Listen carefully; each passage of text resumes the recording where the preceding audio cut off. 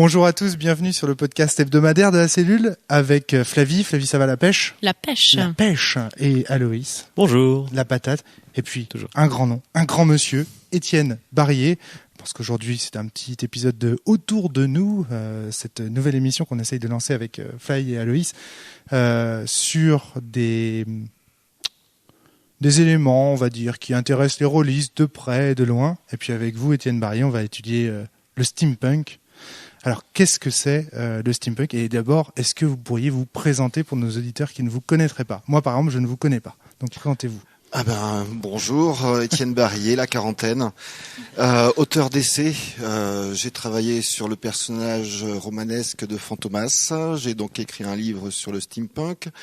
Et mon dernier est un petit guide à trimballer sur Philippe K. Dick. Yes. Excellent. D'où, en fait, votre présence aux Utopias, la conférence sur Philippe K. Dick. Ceci expliquer cela. Ah, d'accord, ok. Très bien. Alors, qu'est-ce que c'est le steampunk, Étienne ? Le steampunk, c'est plusieurs choses, mais si on devait avoir une définition toute basique, c'est imaginer ce qui se serait passé si le futur était arrivé plus tôt. Donc, que se passe-t-il si l'ordinateur apparaît dès la fin du 19e, si une source d'énergie supérieure apparaît juste avant la révolution industrielle, etc. Donc, c'est un jeu sur l'époque, un jeu sur l'histoire artistique, l'histoire littéraire, et un jeu de science-fiction, parce qu'on va imaginer des passés alternatifs. C'est marrant, dans votre définition du steampunk, vous faites venir le futur plus tôt. Moi, la définition que j'en avais, c'est imaginons qu'on n'ait jamais découvert le moteur à explosion. Et c'est aujourd'hui, mais imaginons que... Ouais, non, du tout, en fait. C'est Ouais. vraiment, par exemple, en 1900, et la vapeur, c'est devenu hyper bourrin. On a déjà des ordinateurs à vapeur, sauf qu'on est en 1900, par exemple. Et c'est important, c'est le futur vient plus tôt. Alors que dans la définition que j'en avais, c'est pas ça. C'est qu'est-ce qui se serait passé si... c'est-à-dire que Mais c'est ça, pas c'est futur. une uchronie. D'accord. On appelle une uchronie le fait d'imaginer une histoire alternative. Ah. Que se serait-il passé si les Alliés avaient perdu la Seconde Guerre mondiale? Et du coup, je pensais que le steampunk était un genre, en fait... Mais c'est un genre bâtard de l'uchronie. Ouais, ok. Parce que l'uchronie est un genre sérieux, parce qu'on va travailler la matière historique Ouais, et essayer d'imaginer des conséquences historiques rigoureuses. ouais.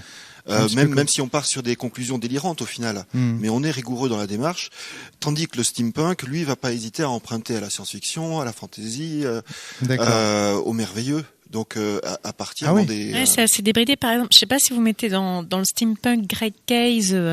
Et moi, le travail qu'il a fait avec autour du roi Soleil, où au final il y a le steampunk qui se mélange avec des sortes de pouvoirs d'anges, etc., qui font du coup exploser toute une partie de la Terre. Pour moi, c'est du steampunk parce que c'est vraiment un truc qui apparaît, une grande source d'énergie, mais c'est aussi mélangé avec de la magie en fait. D'accord, ok. Parce qu'en fin de compte, on peut avoir un steampunk totalement scientifique, on peut avoir un steampunk avec des elfes, des orques en plein 19e siècle, on peut avoir la fée Clochette qui revient en plein Hyde Park. Ouais, complètement. C'est intéressant. Le steampunk, c'est assez débridé en fait. Tout est permis un petit peu. J'avais pas du tout cette définition-là. c'est bon ça. Donc en fait, à vous écouter, quel genre d'œuvre vous citeriez pour le steampunk du coup, parce que En jeu de rôle ou en littérature? on va parler d'abord en littérature et puis peut-être après on parlera du jeu de rôle, Aloïs. En littérature, les œuvres steampunk. Si quelqu'un voulait découvrir le steampunk, je lui recommanderais de lire le roman de Juan Elio, le premier volume de sa trilogie de la Lune. La Lune seule le sait, qui est donc là c'est du steampunk francophone, avec les extraterrestres qui ont débarqué en plein Paris à la fin du 19e siècle, qui ont donné un pouvoir extraordinaire à Louis-Napoléon III. Ouais. Et la résistance est organisée par Victor Hugo, qui envoie Jules Verne sur la Lune pour aller sauver pas Marthe Robert, je sais plus, une anarchiste. C'est incroyable. Qui est prisonnière. Et c'est du steampunk, ça. Bien sûr, on est en plein dans le steampunk. D'accord. Le steampunk, voilà, libère totalement l'imagination et on peut mélanger aussi bien les éléments historiques qu'avec les personnages de fiction. Dans un roman steampunk, H.G. Wells peut rencontrer l'homme invisible, Jules Verne peut rencontrer le capitaine Nemo et partir avec lui à bord du Nautilus. Par exemple, tu vois le film, tu le détestes certainement, mais La Ligue des Gentlemen Extraordinaires, pour moi c'est du steampunk. Bien sûr, non, les premiers volumes de la Ligue sont du pur steampunk, même si à l'époque Alan Moore ne connaissait pas le steampunk quand il a écrit les premiers. Mais bon, il a réinventé de son côté ce qui est devenu plus tard le steampunk. Alors du coup, d'où vient le steampunk? D'où vient ce mot steampunk? Alors ce sont 3 auteurs californiens qui, au détour des années 80, K.W. Jeter, James Blaylock et Tim Powers, qui ils voulaient percer et qui ont publié toute une fournée de premiers romans qui étaient des fictions victoriennes. À la même époque, ce qui dominait très très largement la sphère de l'imaginaire, c'était le cyberpunk. Ouais. Donc une science-fiction noire, politiquement engagée, assez radicale dans son écriture. Et les gens se demandaient un peu ce que c'était que ces fictions que ces bonhommes écrivaient, qui se passaient en plein 19e siècle. Ils cherchaient finalement un genre dans lequel les caser, parce que c'était inclassable. Et c'est dans une lettre pour la revue Locus que K.W. Jeter a écrit, si vous voulez savoir ce que c'est c'est du steampunk. D'accord, ok. Donc c'est un mot qui veut rien dire, qui se moque littéralement du terme cyberpunk. Ouais, d'accord. En l'inversant, steam la vapeur, et voilà. Punk le mauvais garçon. D'accord. Le déchet. Mais c'est d'où d'où l'idée que pour moi c'était un monde dans lequel la vapeur tenait lieu de notre électricité et de nos moteurs à explosion. Il y a une énergie, mais si on prend par exemple la série des romans de Mathieu Garbory, ça va être il va y avoir ce qu'il appelle l'éther, les crimes. Donc une les énergie. Chroniques de Bohème. Voilà. Il y a une énergie nouvelle, magique, qu'on peut pas expliquer, qui est présente. Ouais. Donc voilà, ça peut être le charbon, ça peut être une énergie, ça peut même être l'invention de l'énergie nucléaire bien avant. D'accord. Donc en fait, le steampunk, c'est c'est des mauvais garçons avec une nouvelle source d'énergie, si j'ose dire. Ce ne sont même pas forcément des mauvais garçons. Non, je pense que vraiment le cyberpunk, il faut qu'il y ait vraiment deux en fait. Ouais, c'est ça. Disons que le steampunk, un jour, donc dans les années 80, Jeter pose le nom steampunk. Ouais. On se rend compte que le steampunk existe depuis bien longtemps. Ouais. Des écrivains comme Michael Moorcock, Christopher Priest avaient écrit des fictions rétrofuturistes victoriennes. Ouais. Sauf que à l'époque, le mot n'existait pas. Alors, cette notion de victorienne, est-ce que vous pourriez revenir dessus, peut-être C'est juste le cadre historique. Voilà, donc c'était des. Alors, c'est quoi l'époque victorienne? Est-ce qu'on peut la résumer rapidement? Quels sont les canons esthétiques de l'époque victorienne? C'est les derniers temps de l'Empire britannique. D'accord. C'est les derniers moments où la Terre comporte encore des zones de terre inconnues, où des aventuriers peuvent s'enfoncer au fin fond de l'Afrique pour défricher de nouveaux territoires. D'accord. On est juste avant l'écroulement des grands empires et une émergence à la fois politique, philosophique, littéraire, qui est le terreau de notre modernité actuelle. D'accord, ouais. C'est-à-dire en fait c'est la naissance de la science-fiction. C'est H.G. Wells, c'est Jules Verne. La première révolution industrielle. Voilà.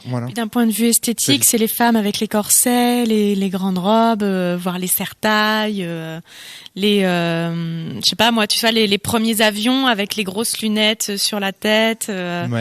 Tu vois ce que je veux dire, un petit peu côté un Indiana Jones. C'est ça. Donc le steampunk, grosso modo, on va de la fin du 19e jusqu'au frémissement de la Première Guerre mondiale. D'accord. Alors je vous ai pas laissé terminer tout à l'heure. C'est quoi les livres steampunk alors? Donc oui, la lune seule le sait. Bon, comme chef-d'œuvre, il y aurait le livre écrit par William Gibson et Bruce Sterling, La machine à différence, qui est un roman monumental. Donc il a vraiment une fresque steampunk qui est à la fois dans l'écriture, qui est un monument. Parce qu'ils abordent vraiment tous les aspects de la société qu'ils évoquent. Aussi Ça, bien ça a l'air de vous tenir à cœur, Étienne. Hein. Depuis tout à l'heure, c'est l'idée que le steampunk, ça, comment dire, ça développe une société crédible. Il y a une affaire de crédibilité. Oui, mais crédible au sens que je peux y croire, même si elle repose sur des postulats qui sont fariboliques. Ouais, ça c'est voilà, exactement. Crimes, moi, je veux pouvoir y croire le temps de ma lecture. Je pense à la série à la trilogie en bande dessinée de Cécile, le réseau Bombis, qui raconte les aventures d'un duo de cambrioleurs dans un Bordeaux steampunk. Yes. Et là, c'est absolument magnifique parce qu'on est donc dans des, voilà. Déjà, ça se passe pas à Paris, ça se passe pas dans une grande capitale, donc c'est assez rafraîchissant. Ça change. Et voilà, ces deux bonhommes vont se trouver dans une aventure parce qu'ils vont bien sûr voler ce qu'il ne fallait pas aux personnes qu'il ne fallait pas. Et une aventure très sombre, mais dans une ville absolument splendide. Parce qu'esthétiquement, le steampunk est souvent très très beau. Ouais. Ça c'est quelque chose qui, avec le steampunk, qui marque tout de suite. Moi, j'avoue, c'est ce qui m'a fait, c'est ce qui m'a fait aimer le steampunk. Moi, c'était l'esthétique. Voilà. Alors justement, moi, t'es pas la seule d'ailleurs. Ouais. Aloïs, j'avais une question à vous poser d'ailleurs à ce niveau-là. C'est le steampunk. Alors là, je vais faire mon naïf et puis un peu concon. Est-ce que le steampunk, c'est pas finalement qu'un genre esthétique? J'ai appelé mon livre steampunk, l'esthétique rétro-futuriste. Le steampunk, ce sont deux choses. C'est soit un ensemble artistique. Donc là, on va trouver des romanciers, des dessinateurs, des artistes plasticiens, des musiciens, des performeurs. Donc, et d'un autre côté, il y a vraiment qu'une esthétique qui est alors là qu'on va retrouver peut-être par le plaisir du costume, la fabrication de son costume, la création d'un personnage. J'en fais pas partie, mais je les côtoie. D'accord, ouais, qui s'amuse justement à créer des costumes dans l'ambiance steampunk, parce que c'est une ambiance, enfin non, un canon esthétique. Voilà, c'est ça qu'il faut dire. C'est un canon esthétique qui séduit énormément aujourd'hui, qui est très à la mode en fait, le steampunk. Qui est très à la mode et surtout là qui a été propulsé par l'internet, qui a permis aux gens sur les forums, sur Facebook, etc., de publier leurs créations, que ce soit les costumes qu'ils s'étaient fabriqués, les objets qu'ils avaient fabriqués. Donc une diffusion qui s'est accélérée. Et ce qui fait que voilà, aussi bien des gens qui travaillent dans leur banlieue lyonnaise, peuvent montrer ce qu'ils font à des Californiens qui regardent en même temps ce que font des Allemands. Donc il y a vraiment beaucoup d'échanges. Ouais. Est-ce que ce que vous voulez pas dire là, Étienne, finalement, c'est que le steampunk ça restait quelque chose de très confidentiel et que l'internet l'a vraiment rendu public? Alors public, pas et après, je oui. donne la parole à Flavie pas encore grand public. Il n'y a pas encore eu de grande œuvre steampunk qui fait que les gens qui ne s'intéressent pas au milieu de l'imaginaire ne connaissent, le découvriraient. Néanmoins, dans des collections de mode, on a vu des morceaux d'influence rétro-futuriste. Justin Bieber a fait un clip où il était habillé en steampunk. Incroyable. Justin Bieber cité dans le podcast de la cellule, c'est bon ça. Au Tutoriel 2011, il avait fini la conférence comme ça. Mais oui, mais ça montre bien que au niveau des décideurs, qui sont les gens qui ont des grandes antennes et qui veulent percevoir les mouvements qui agitent et que voilà, ils sont en train de piocher des choses. Justement, Flavie, je te voyais tiquer tout à l'heure quand je disais que le steampunk c'était peut-être finalement qu'un canon esthétique. Tu avais l'air de pas être d'accord. Oui, mais avant j'aimerais terminer sur l'esthétique, 2-3 choses. Ça marche, Flavie, je t'en prie. Parce que on parle pas mal de l'esthétique des vêtements aussi, mais je trouve que c'est aussi un esthétique architectural qui me touche beaucoup en fait. Je trouve que quand on parle de steampunk, on fait aussi beaucoup référence à l'art nouveau et c'est aussi énormément de métal qui rejoignent des matières nobles et moi je trouve ça très beau esthétiquement. Moi quand je pense steampunk, je pense la gare de Rouen à côté de laquelle tu as vécu là, Flavie, où il y avait des espèces d'arceaux en métal. Moi je pense Prague, je pense le clocher de Prague, je pense tout ça en fait quand je pense au steampunk. Prague. C'est exactement ça. C'est des mécanismes, des horloges, des grandes horlogeries. On imagine des rouages, ce genre de choses. On pense à un film aussi malheureusement raté. Enfin, moi, je trouve personnellement qui est Hugo Cabret. On était tombé d'accord là-dessus pour dire que c'était un film raté, mais qui essayait en fait d'avoir une espèce d'esthétique comme ça d'automate, une esthétique. Ouais, mais c'est plus l'esthétique de. Je vais pas me rappeler de son nom du coup, de réalisateur. D'Hugo Cabret. Non, bah oui, c'est le réalisateur auquel ça fait référence, Hugo Cabret, qui a fait. Ah oui, Méliès. Méliès, ça fait vraiment référence à Méliès, mais Méliès, c'est normal qu'il ait un peu un esthétique steampunk voilà, vu que c'est de l'époque, quoi. Etienne. Enfin, l'époque qui va avec. Mais j'ai tiqué tout à l'heure parce que tu disais seulement l'esthétique, mais ouais, parce que mais le steampunk dans la mesure où c'est une uchronie, quand c'est une uchronie et que je pense quelqu'un imagine une uchronie, il imagine forcément les conséquences qui vont en découler parce que c'est ça qui est rigolo. Et les conséquences, elles sont pas seulement dans ce qu'on porte, elles sont aussi dans les aspects sociétals. Et que du coup, je pense notamment à Ekrim, quand on écrit quelque chose de steampunk, il y a forcément quelque chose qui va venir après. Alors dans le cas des crimes, c'est au niveau de la Révolution rouge et de la confrontation entre les ouvriers et la bourgeoisie, mais on peut voir beaucoup d'autres choses en fait dans le steampunk. Il y a forcément quelque chose qui découle dans les conséquences. Alors ça justement, c'était une question que j'avais envie de vous poser, c'est quel genre, à vous Étienne, mais aussi à vous autour de la table, parce que toi, Aloïs, tu travailles aussi pas mal dans des univers steampunk, même au niveau du jeu de rôle et tout ça. C'est quel genre de problématique, quel genre de propos un univers steampunk peut-il encourager, peut-il favoriser? Là, toi, tu parles d'une révolution. Ouais, mais ça dépendra aussi de la révolution technologique qui aura permis en fait l'arrivée plus tôt du futur. C'est-à-dire, en gros, ça dépend de la pour source moi, d'énergie qu'on choisit. Si c'est la vapeur, ce sera à mon avis pas les mêmes conséquences que si on utilise le nucléaire au Moyen-Âge, quoi. Ah oui, d'accord, parce que le steampunk, ça peut être aussi la découverte du nucléaire au Moyen-Âge.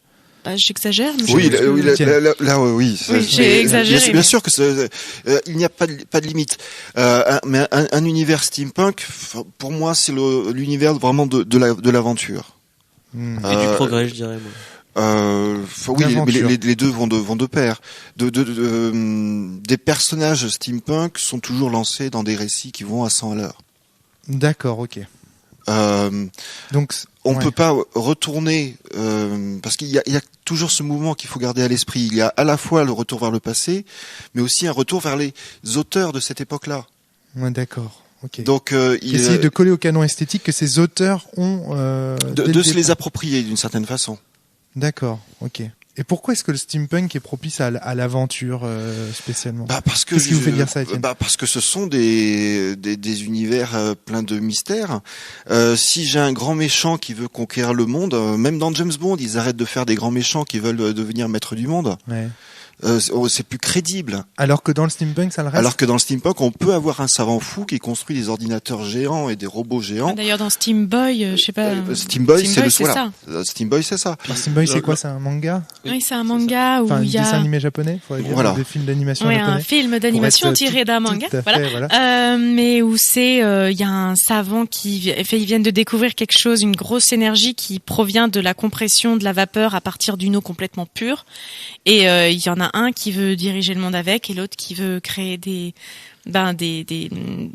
manèges et ce genre de choses. Il y en a un qui cherche le bonheur de l'humanité à tout prix et l'autre qui cherche juste à donner à l'humanité ce qu'elle veut, à savoir la guerre. Ah. Si on prend aussi les 15 dernières années du 19e siècle avec tout ce qui peut arriver après Jack l'Éventreur, etc., on peut avoir beaucoup d'ambiance au niveau de tout ce qui va être les complots avec les Illuminati, les francs-maçons, etc. Enfin, c'est pas obligatoire, mais moi je trouve que c'est une source assez intéressante parce qu'on a tous les complots de fin de monde ou des choses comme ça qui aujourd'hui avec l'athéisation des gens ont disparu. Enfin, faire ça de façon moderne, ça aurait beaucoup moins d'intérêt. Donc le steampunk permet finalement de se poser les questions de complot aussi et tout ça dans une certaine mesure. Pour un jeu en tout cas, oui. Pour un roman, je pense qu'aussi il y a eu des choses qui ont été faites. Oui. Et puis on retrouve des personnages archétypaux fort, c'est-à-dire qu'il va y avoir l'aventurier un peu mystérieux mais au grand cœur, la femme fatale, le savant fou, bien sûr. Oui, mais voilà, c'est-à-dire que chacun peut vraiment investir un personnage, puis après lui donner de l'épaisseur, ça c'est faisable. Mais donc de prendre plaisir à être à la limite de la caricature, mais sans tomber dans la caricature. D'accord. Il faut être toujours un peu premier degré. C'est très complexe de comprendre ce que c'est le steampunk là, parce que moi, pour les auditeurs, je vais être tout à fait franc, je ne connais pas du tout le steampunk. En vous écoutant comme ça, j'ai vraiment du mal à voir. J'ai l'impression en fait que les steampunk permettent d'explorer une aventure dans un univers qui est fondamentalement en train de changer. C'est-à-dire qu'on est dans le steampunk, on est toujours à une transition entre un monde ancien et une révolution qui fait que d'un coup on va se retrouver plongé dans un autre monde. La découverte d'une technologie qui va complètement révolutionner le monde. Ah non, mais cette technologie peut être présente depuis très longtemps. Ah d'accord. Et, le monde fonctionne sur ces nouveaux codes-là. Par exemple, je parlais de la machine à différence, donc qui part du postulat que Charles Babbage a construit sa machine à différence. Oui. C'est donc à la fin du 19e. Charles Babbage qui était payé par le gouvernement britannique pour mener ses recherches. Il n'arrivait pas à construire sa machine. Ada Byron, qui était la fille de Lord Byron, avait écrit pour lui ce qui est le premier langage informatique. D'accord. Sauf que on lui a coupé les fonds et il n'a jamais pu terminer sa machine. D'accord. Ça aurait été le premier ordinateur de l'histoire. Ouais. Donc dans la machine à différence, ils imaginent que il a construit sa machine-là Ouais. et que on a construit des ordinateurs de plus en plus grands. En France, ils ont construit des ordinateurs de plus en plus grands parce qu'il y a la révolution, enfin la tension entre les deux pays. Ouais. Et on est dans cette société qui est donc qui est informatisée et avec une technologie qui a totalement intégré cela. Donc là déjà, si j'ose dire, la technologie est déjà présente. Donc il n'y a pas cette idée de révolution dont je parlais tout à l'heure. Non, on n'est pas en train de découvrir quelque chose. On n'est pas en train de le découvrir. C'est comme dans la ligne des gentlemen extraordinaires, la technologie, elle est là. Enfin, on se pose pas la question de savoir comment cette voiture arrive à être présente en 19e. Je veux dire, on s'en fout. L'important, c'est que ça marche. Et surtout, c'est un style qui permet de se débrider, quoi. On en a rien à faire de savoir si Dracula, c'est normal qu'il puisse rencontrer Jefferson, par exemple, et qu'il soit dans une voiture. On s'en fout. Si ça sert le propos et que ça permet de faire une aventure, on y va. Donc il y a pas cette question du réalisme historique. Mais en fait, tout devient réaliste dans le steampunk, puisque de toute façon, on réinvente la réalité. de la réalité. Donc, sera réel ce que l'auteur décidera être réel. Donc ce qui compte, ce sera moins le réalisme que la crédibilité. Encore une fois, c'est ce dont on parlait tout à l'heure. C'est intéressant comme style. Alors, mais vous n'avez pas vraiment répondu. Donc vous, Étienne, vous avez dit oui de l'aventure. Et qu'est-ce qu'elle va apporter au héros cette aventure dans l'univers steampunk? Non, mais voilà, de la grande aventure. Ça peut être du mystère, ça peut être une quête, une lutte contre de grands méchants, reprendre des schémas très simples, mais qui sont redoutablement efficaces. C'est un genre qui est relativement propice au pulp en fait.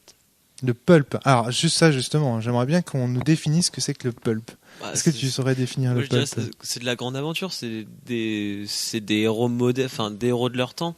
On n'est plus tout à fait dans le héros tel qu'on l'envisageait. Pour moi, le pulp c'est l'arme fatale. C'est Die Hard. Non, oui, non, c'est le pulp, c'est Indiana Jones. Oui, voilà. Oui. Mais je sais pas, Ah, alors du coup, c'est quoi le pulp? Pour moi, c'est c'est une aventure sans qu'on se prenne la tête. Ouais, voilà, c'est ça. Si on a besoin que le mec il soit trop fort et qu'il puisse avec son lasso attraper un arbre et arriver sur une voiture, il le fait. D'accord. Peu importe, c'est ça le pulp. Le pulp, c'est que peu importe ce qu'il a besoin de faire, le héros il le fera, puisque c'est pas ça qui est important. C'est que l'important, il vive un truc énorme, qu'il combatte des nazis. Ça servira le propos s'il le faut. Le propos, ça peut être ce qu'on veut. Enfin, l'important, c'est qu'il y ait du fun dans Étienne, le peuple. Vous êtes d'accord avec cette définition? Oui, je suis assez d'accord. Oui. Okay. Le pulp historiquement, c'est une période qui part de la fin du 19e jusqu'à la Seconde Guerre mondiale. Puis après, les pulps ont disparu. Ah oui, vraiment. Ah d'accord. Okay. La littérature qu'on appelle pulp, c'était des fascicules qui pouvaient aller jusqu'à 200 pages, qui étaient publiés aux États-Unis. Ouais. Et l'idée, c'était que le support était moins important que le texte qui était dedans. Donc, on imprimait ça sur du papier de très très très mauvaise qualité, de la pulpe de bois. Donc pulp. Et c'était vendu très peu cher. Et donc les pulps, on avait de la littérature sentimentale, du roman policier, du roman au début de science-fiction, du roman d'action pure. Et tous les plus grands auteurs des littératures populaires ont fait leurs premières armes dans ces pulps-là, où ils étaient payés un cent le mot, Donc ça va de Raymond Chandler, de Ray Bradbury, Philippe K. Dick, Isaac Asimov. Ils ont tous fait leur premier texte dans ces pulps-là, mais qui avaient une diffusion hallucinante. On parle de 500 000 exemplaires par mois pour un titre. Ah oui, c'est énorme. Sauf énorme. Que les éditeurs, au bout d'un moment, enfin les grosses maisons d'édition, ont décidé que finalement il y avait une manne financière qui était intéressante. D'accord. Et ils ont commencé à sortir les livres de poche. D'accord. Ah d'accord, donc finalement, c'est génial. Merci pour ce rappel historique. Voilà. C'était vraiment passionnant. Ok, d'accord, très bien. Parce que moi, c'est pas du tout ce que je pensais être le pulp. Pour moi, le pulp, c'était une action débridée où il n'y a pas un seul moment où il y a un ralentissement de l'action. Mais il n'y a pas de temps. Non, mais il n'y a pas de temps mort. Il n'y a pas de temps mort. Enfin, les pulps, c'était la Grande Dépression aux États-Unis. C'était des écrivains qui, pour pouvoir vivre, devaient écrire 2, 3, 4 romans par mois. Donc voilà, ça envoyait du bois parce que c'est le cas de dire, il fallait que le texte soit sorte ça. D'accord, ok, très bien. Quels sont donc toi tu disais Flavie que le steampunk c'était un genre qui permettait de parler de l'économie, de surtout la société. Alors, ça dépend ce qu'on veut en faire. C'est-à-dire, c'est comme tout. Quand on écrit un livre, ça dépend du propos qu'on veut traiter. Si on veut écrire juste une aventure où il y a deux personnes qui s'embrassent après avoir défoncé un méchant, c'est possible. Par contre, si on veut, comme dans les Chroniques de Bohème, traiter en plus de tout un aspect social, c'est possible aussi, puisque du fait qu'il y ait une arrivée anticipée d'un changement d'une énergie, l'énergie va de pair avec comment la société va marcher. En fait. D'accord. Puisque quand on a besoin d'électricité, on peut avoir de la lumière. Qui fait marcher cette électricité? Enfin, s'il y a du charbon, ça va pas du tout être les mêmes configurations de ville que s'il y a une usine nucléaire. Ce que tu veux dire, c'est que le steampunk, par son aspect de de futur importé dans le passé, oblige l'auteur du steampunk à définir très bien ses technologies, sa société, puis même à y etc. penser, je pense que, comme je le disais tout à l'heure, quand on fait une uchronie, c'est que on a peut-être aussi envie de se poser des questions, de se dire si c'était passé ça, du coup qu'est-ce que ça fait, qu'est-ce que ça engendre, est-ce que j'ai toujours les castes, est-ce que ça engendre de nouvelles parties dans la société, est-ce que par exemple je peux avoir des intouchables qui apparaissent en Occident, est-ce que ça amène à se poser ce genre de questions, et du coup ce genre de questions pourront être traitées selon le personnage principal que tu prendras. L'histoire sera pas la même si ton personnage principal fait partie des hautes castes de la bourgeoisie ou si c'est un ouvrier qui travaille. En quoi le steampunk permet de traiter davantage ça que l'uchronie, par exemple? Mais le steampunk, c'est de l'uchronie. Le steampunk, c'est une uchronie particulière. Voilà, c'est une forme de l'uchronie. D'accord, ok. Donc du coup, on a les mêmes la même chose que pour une uchronie, sauf que ça se passe dans du steampunk. D'accord, ok. Et qu'un style qui me touche profondément pour ma part, parce que voilà, ça permet de traiter pas mal de choses avec un esthétique bien particulier qui amène de belles descriptions aussi. Étienne, d'accord avec ça?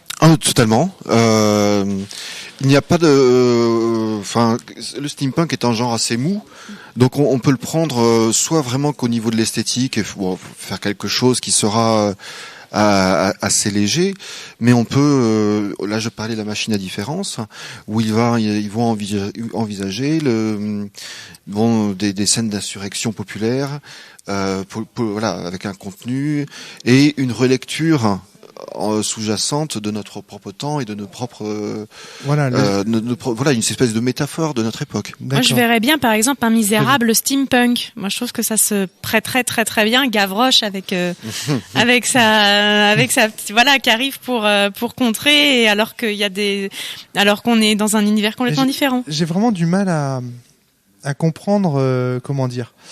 Parce que là à chaque fois c'est des problématiques esthétiques que vous citez. Toi, tu prends l'esthétique des Misérables, tu prends l'esthétique... en fait, dans le steampunk, pour moi, l'esthétique ne peut pas être séparée des propos que tu vas... C'est-à-dire quelles problématiques on défend ça dépend toujours qui est l'auteur. Par exemple, si t'es Mathieu Gaborit et que tu écris les Chroniques de Bohème, tu défends le fait que les ouvriers ils doivent absolument se rebeller parce que les conditions dans lesquelles ils vivent ne sont pas tolérables et que c'est bien la Révolution rouge. D'ailleurs, les héros que tu suis sont pour cette révolution et les méchants sont du côté de ceux qui veulent l'empêcher. Étienne, d'accord avec ça sur les problématiques. Quelles sont par exemple les problématiques que vous défendez vous dans vos romans steampunk ou... Ah mais moi j'ai pas écrit de steampunk. Non, il a écrit des essais. Moi j'ai étudié le steampunk. Ah d'accord, en tant que genre. Voilà. D'accord. Je pensais que vous étiez aussi auteur de. Ah non, j'ai pas de talent moi. Si quand même.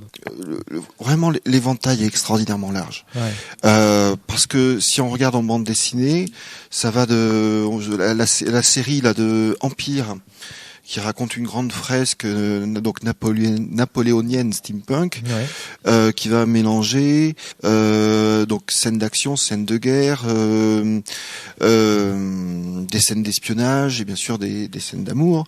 Ouais. Et voilà, on peut amalgamer beaucoup de choses. D'accord. Donc je crois pas qu'on puisse dire qu'il y a un thème et que parce que si on prend par exemple le cyberpunk, très souvent, ce qui va être la problématique du cyberpunk, ça va être la place de l'homme dans une société mécanique. Mais le cyberpunk était défini par un manifeste et une école esthétique. D'accord. On était cyberpunk parce qu'on respectait le canon esthétique du cyberpunk. Du manifeste. Du manifeste, pardon. Oui. Voilà. Donc il y a des gens qui étaient virés et d'autres. C'était radical. Alors que le steampunk, c'est open free. Tout le monde. Le steampunk, il s'est fait tout seul. Du do it yourself. Ouais. C'est ça. Oui. C'est construit. À force d'auteurs qu'on savait pas ou classeurs, tiens ça. Et qui pour certains ont fait un roman steampunk ou une BD steampunk et qui après les pères fondateurs, ils sont passés à autre chose. D'accord. Ça fait 30 ans qu'ils écrivent plus de steampunk. D'accord, ok. Quand tu vois Automate, récit d'un automate mangeur de pium, je crois, c'est quand même un récit complètement différent que tu pourras trouver, qui aura pas du tout les mêmes implications qu'un récit manichéen à la Steam Boy, par exemple.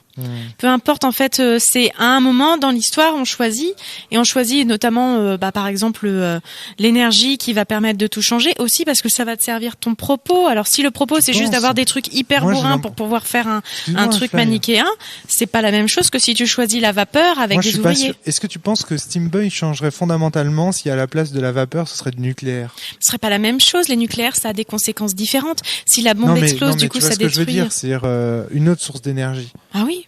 Je pense que ça aurait pu amener autre chose. Je pense que si c'est la vapeur, c'est qu'il y a une raison. Ça donne pas du tout la même chose. Ça change le titre. De l'extérieur dans Steam Boy. Ça change le titre, ça fait Nuclear Boy déjà. Moi, j'ai vraiment l'impression que finalement le steampunk c'est un choix esthétique et qu'après les problématiques qui vont se greffer autour sont variables. Ça dépend les livres. Mais Étienne a bien expliqué, il me semble que le cyberpunk c'est un genre qui est engagé de base. Voilà, c'est ça. Ce qui est pas le cas du steampunk. Ben oui, mais moi je le savais pas.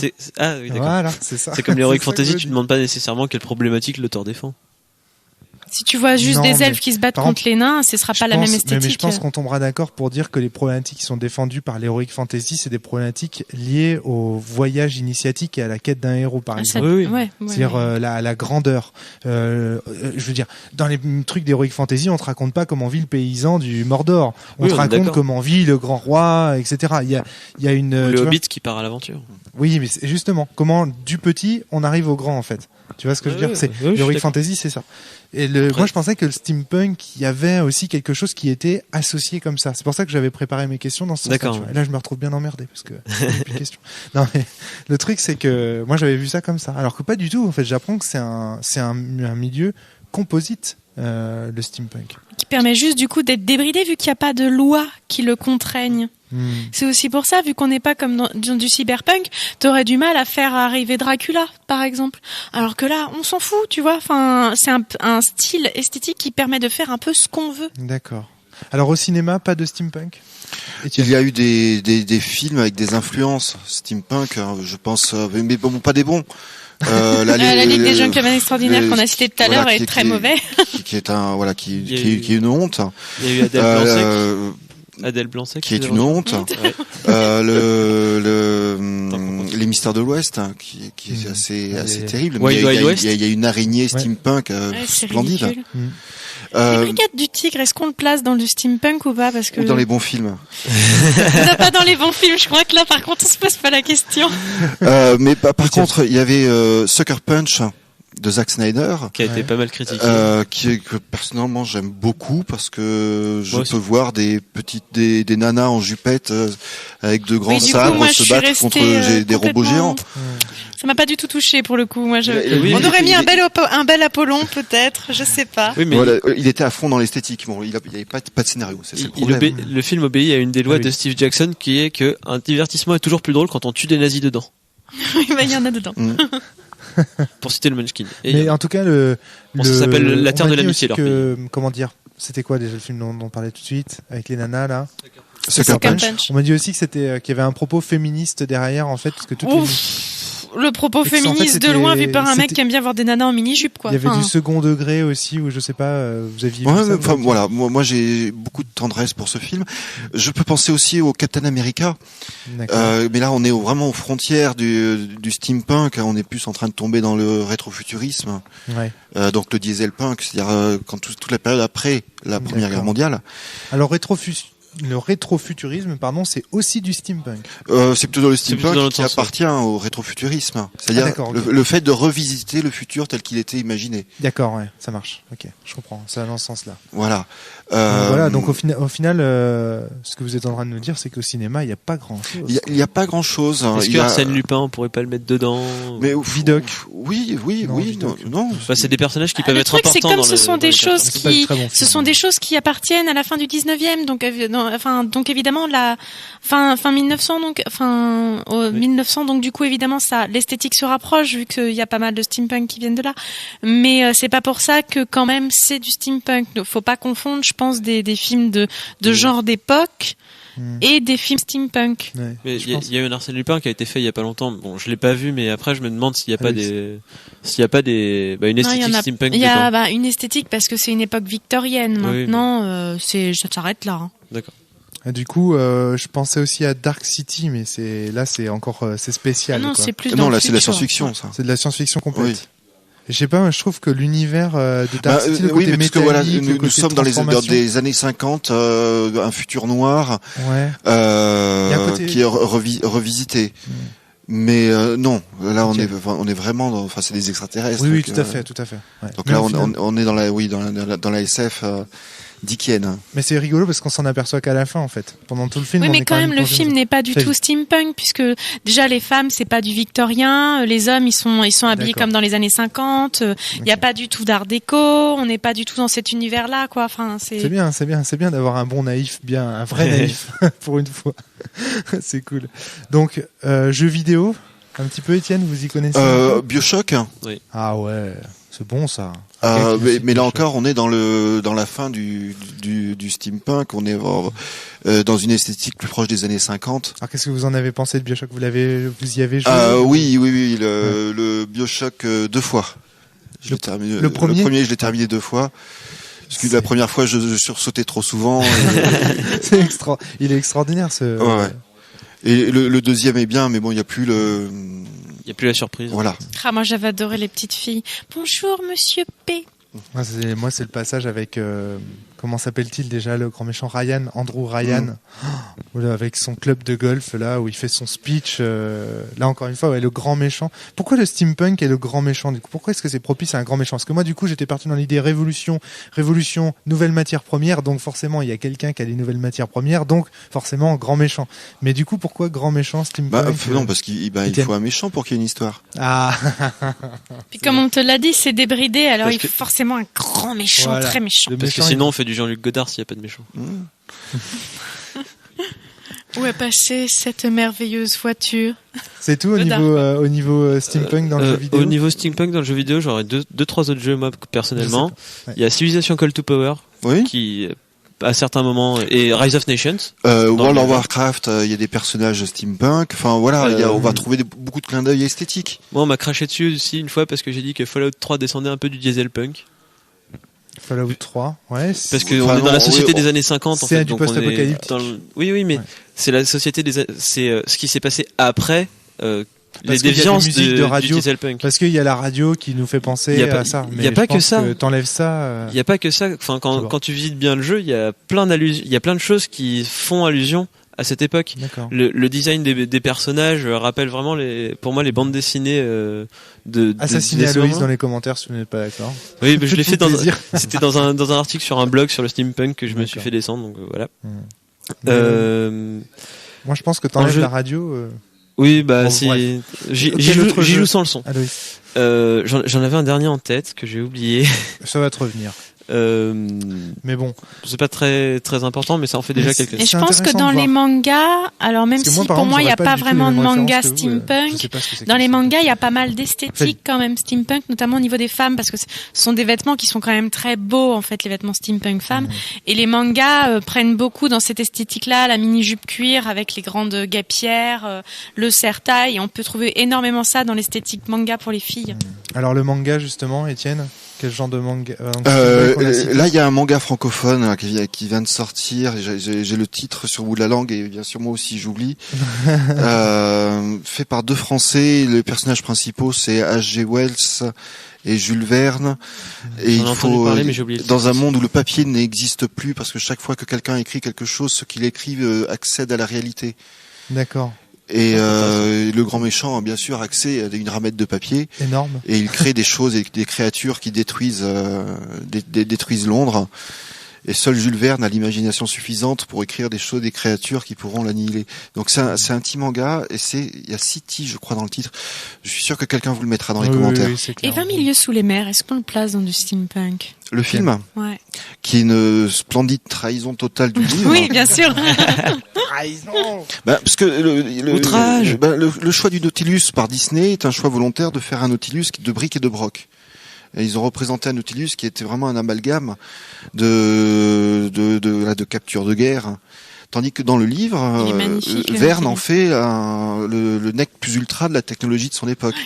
Donc le film serait steampunk parce qu'il suppose qu'il y a eu qu'il y a eu une opération supplémentaire.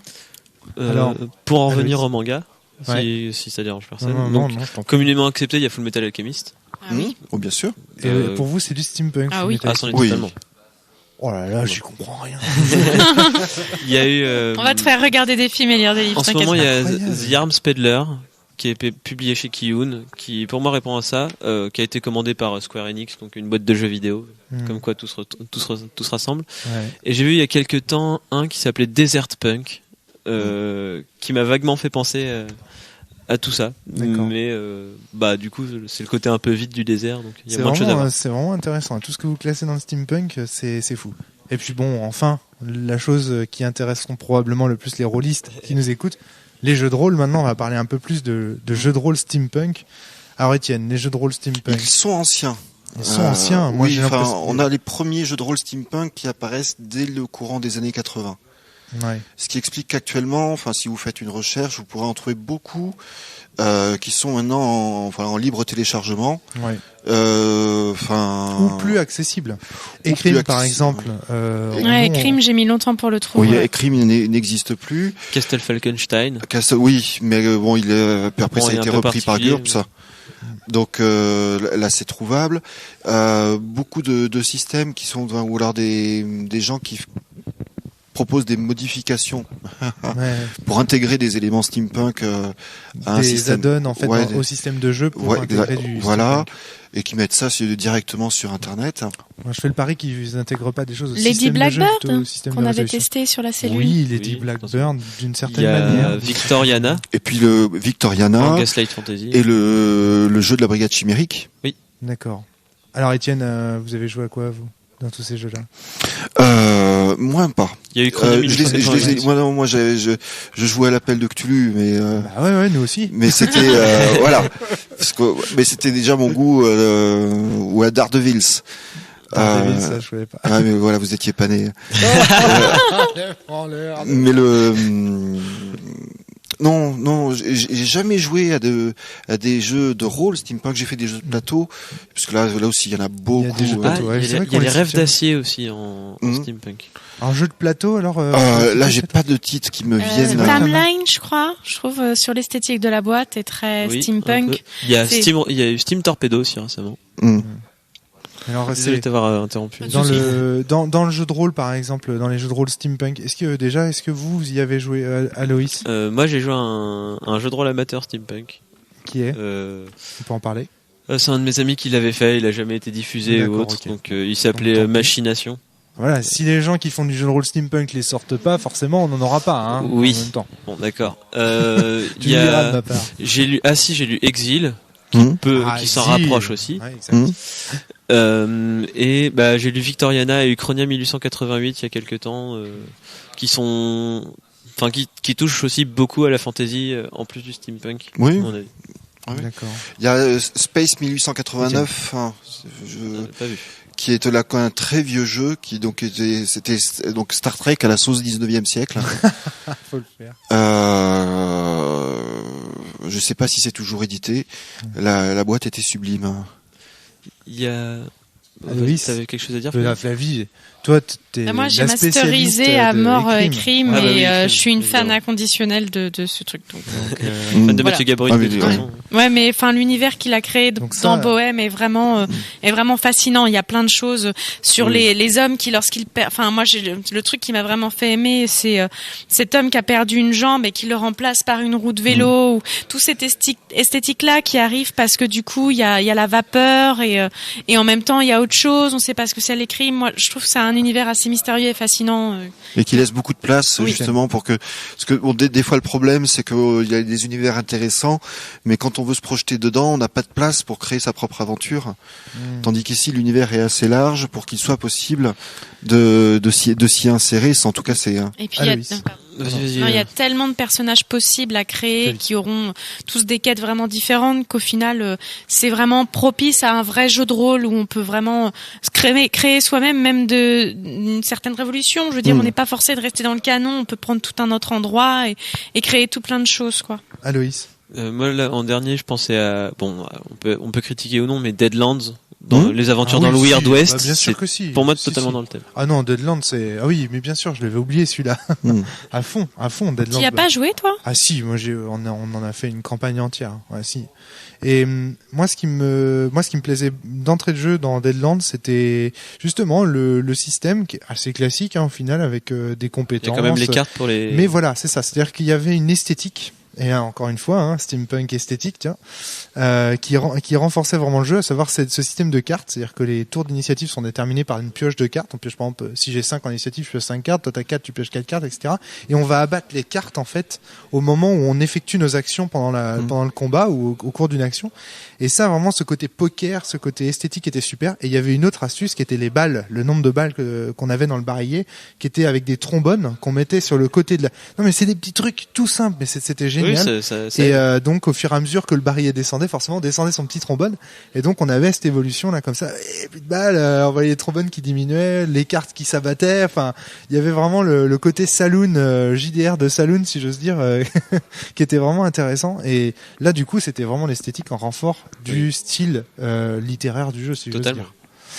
Il y a encore là quelque chose qui revient, c'est cette histoire d'esthétique et de liberté. On vous entend tous les deux, Étienne et Flavie, quand vous parlez de steampunk, ça revient comme du chou, la liberté. C'est-à-dire qu'on a l'impression que c'est un style qui laisse un maximum de liberté à la fois à son meneur de jeu, par exemple, quand on maîtrise un univers steampunk, à son auteur quand on veut écrire un jeu de rôle steampunk, et aussi apparemment au littéraire qui veut écrire une nouvelle steampunk ou la liberté dans le steampunk, parce qu'il y en a pas dans les autres médias. C'est pas une question de liberté, mais si je fais je vais prendre un exemple caricatural. Vas-y. Si je joue dans l'univers de Star Wars. Oui. Voilà, je peux prisonnier d'une esthétique. Je suis prisonnier du monde tel qu'il est. Mon personnage ne pourra jamais devenir un grand héros. Parce que les places sont déjà occupées de toute façon. Et tandis que voilà, dans un univers steampunk, il y a une marge, mais qu'on peut retrouver dans d'autres genres, dans des univers de fantasy plus ouverts ou avec la liberté que je peux vraiment façonner un monde à mon goût. Si j'aime la fantasy, j'aime le 19e, je peux marier les deux. J'aime la SF, j'aime le 19e, je peux marier les deux. Là, je pensais à la série de romans là de Gail Gariger, Le Protectorat de l'Ombrelle. sans âme, sans forme, sans honte. Et je me souviens plus du nom du quatrième. Ça, il faut le lire absolument. Le premier volume commence. On a une jeune fille qui est dans une soirée dans la bonne société victorienne. Ouais. Elle s'est cachée dans la bibliothèque en train de manger du gâteau en buvant du thé. De toute façon, elle est foutue. C'est une vieille fille parce que à 15 ans, elle s'est pas mariée, donc elle est foutue. Sa vie est foutue. Mais c'est elle la narratrice, donc elle l'explique. Et tout d'un coup, là, les vitres explosent et il y a un vampire qui rentre, qui se précipite sur elle, donc qui renverse son gâteau et il va lui sucer le sang et elle lui repousse en disant mais ça va pas, vous allez me sucer le sang, on s'est même pas présenté. Parce qu'elle a quand même les bonnes. Et tout et puis après il y a les loups-garous, il y a les vampires. Franchement, c'est des romans superbes. Et vous pouvez redire le nom parce que ça me met l'eau à la bouche. Ah oui, ça le sang à la bouche. Les protectorats de l'ombrelle. C'est 4 volumes qui racontent une histoire sans âme. C'est chez Orbit, c'est repris en poche chez J'ai lu de Gaël Carriger. C'est magnifique. Bon ça fait encore des livres à acheter. Voilà, dans tellement de succès que voilà, elle est partie sur une autre série qui se déroule dans le même monde. Je serais pas étonné qu'un jour ou l'autre, peut-être qu'il y aura une adaptation cinématographique qui pointera. Il y a toujours des adaptations cinématographiques plus ou moins. Est-ce qu'elles sont bonnes après? Mais voilà, là c'est du steampunk qui mélange vraiment le fantastique. Parce que sans âme, on va bien sûr comprendre pourquoi ce titre. Et puis moi qui suis une fan de tout ce qui est vampire, tout ça beaucoup me plaît. Donc là, c'est des vampires avec les bonnes manières victoriennes. Ah oui, moi je suis pas fan de toilettes, donc. De toilettes. La manière dont Flavie appelle Twilight, toilette. Ouais, bon, en tout cas, qu'est-ce qui vous a donné, à part cette liberté, moi j'ai l'impression qu'il y a un petit côté contraste, choc des cultures, de l'humour aussi. Oui, j'ai l'impression. Bien sûr. Étienne, c'est ça qui vous séduit dans le steampunk. Qu'est-ce qui vous séduit dans le steampunk? Pourquoi avoir travaillé sur le steampunk? Parce que gamin, j'adorais les Brigades du Tigre, j'adorais lire Jules Verne, j'adorais Arsène Lupin, j'adore encore H.G. Wells. Le côté décalage. Et les Mystères de l'Ouest. Quand même, les Mystères de l'Ouest, ils voyageaient dans le temps pour aller sauver le président des États-Unis. C'était pas simplement un couple d'agents secrets qui voyagent dans un train. Il y avait vraiment de la science-fiction et de c'était de génial, l'aventure. j'étais fan de la série quand j'étais petite aussi. La science-fiction, pour vous, le steampunk, c'est de la science-fiction. La saveur que j'aime quand c'est plutôt SF. Mais par exemple, Sans âme, j'adore et c'est pas du tout SF. Là, c'est plutôt fantastique. D'accord, ok. Ouais, parce que c'est vampire et tout ça. Il y a un côté quand même magie, ésotérique dans l'univers. Et puis un bon livre reste un bon livre, qu'il soit steampunk ou pas, quoi. Oui, c'est clair. Ça, c'est clair. Ça ne détermine comme un pas. mauvais d'ailleurs. Exactement. Comme un mauvais. Ok. Aloïs, tu voulais demander. Tu voulais conclure peut-être, non? Non, pas nécessairement. Si tu as des questions. Non, c'est pas une question. Enfin, c'est un point sur lequel j'aimerais revenir avant la fin, mais c'est l'orientalisme dans le steampunk. C'est un thème qui est cher à certains des membres de steampunk.fr notamment. D'accord. Ouais. Moi, il y a tout le côté. Ça, c'était quand j'étais en histoire de l'art que j'ai commencé à m'y intéresser. À l'effet retour d'Égypte du 19e siècle, en fait, quand les Français rentraient de toutes les expéditions, des expéditions menées par Champollion et ses amis sous les ordres de Napoléon. Et justement, là, il y a le steampunk a quand même pas mal émergé depuis quelques temps. Et là, justement, dans le steampunk, on voit de plus en plus ce goût pour l'orientalisme dedans. Et moi, je trouve ça très intéressant parce que je suis, sans être un gros passionné par la culture arabe, comme je peux l'être par la culture japonaise, par exemple, je trouve une certaine poésie dans tous ces retours, dans ce désir de revisiter le passé. Et je pense que le steampunk, c'est ça le goût que ça m'a donné, en fait. C'est une revisitation du passé pour se l'approprier, pour voir comment on aurait aimé qu'il soit. C'est ça, Étienne. Le steampunk, ça permet aussi de mieux comprendre son histoire au sens de s'en saisir et jouer avec. Je suis convaincu qu'on vit dans une période extrêmement décevante. Oui. En termes de civilisation, et qu'on peut avec grand plaisir et d'une manière un peu enfantine se réfugier dans une époque qui était par bien des côtés largement pire que la nôtre, mais où il y avait une dimension humaine qui existait. Voilà, où les machines étaient fabriquées par des êtres humains. Flavie. Je veux juste revenir un tout petit peu sur l'orientalisme. J'ai juste pu voir de temps en temps et j'aimerais bien. C'est pas pour dire que tout le monde le fait, mais il peut y avoir une dérive possible. Attention entre la dérive. Enfin, il y a l'orientalisme et il y a la dérive. C'était cool quand on était un grand empire français colonialiste, quoi. Ah non, c'est une dérive qui peut exister et je pense qu'il faut quand même. Le steampunk pourrait tout à fait, sur certains côtés, amener à ça, mais comme toutes les histoires peuvent toujours amener au pire. Parce que c'est vrai que dans le steampunk, il y a aussi la puissance de l'Europe. Qui est là notamment, oui, si j'ai bien compris. Oui, mais qui est contrebalancé par les menaces de Fu Manchu et de tous les ennemis jaunes qui menacent. Alors là, je dis, c'est une référence. Hein, je dis bien, c'est pas des propos racistes. Lisez les romans de Sax Rohmer. Ouais, d'accord, parce que. Mais il y a cette idée-là. Hein. Intéressant la réflexion comme ça, discret. Etienne, vous avez fait une petite réflexion. C'était une époque où les machines étaient fabriquées par les êtres humains. Sous-entendu, aujourd'hui, c'est l'inverse. Mon iPhone est fabriqué par des enfants très doués, mais ils en produisent des millions d'exemplaires. Nos vêtements sont faits par des enfants très doués, et on les remercie. Qui utilisent des machines. Voilà. Dans le steampunk, il y a pas cette idée de standardisation. Il y a l'idée, et c'est à mon avis, c'est ce qui plaît aussi du point de vue de l'esthétique pour tous ces gens qui fabriquent leurs costumes, c'est qu'on fabrique quelque chose qui nous individualise. Le costume représente mon personnage, il représente qui je suis, et il dit qui je suis d'une façon claire et évidente. Quand des machines étaient fabriquées par des artisans au 19e siècle, c'était encore l'époque où il y avait le poinçon du fondeur qui avait fait fabriquer la pièce. Ouais, c'est pour ça que dans le steampunk, il y a autant de machines mécaniques en fait, d'ailleurs. On retrouve l'idée de Walter Benjamin de l'aura des objets en fait. Qu'aujourd'hui on vit dans un monde dans lequel, quand on voit les chaises autour de nous par exemple, elles sont toutes identiques, il n'y a aucune aura, il n'y a pas cet aspect d'émerveillement. Il n'y a pas d'émerveillement, voilà.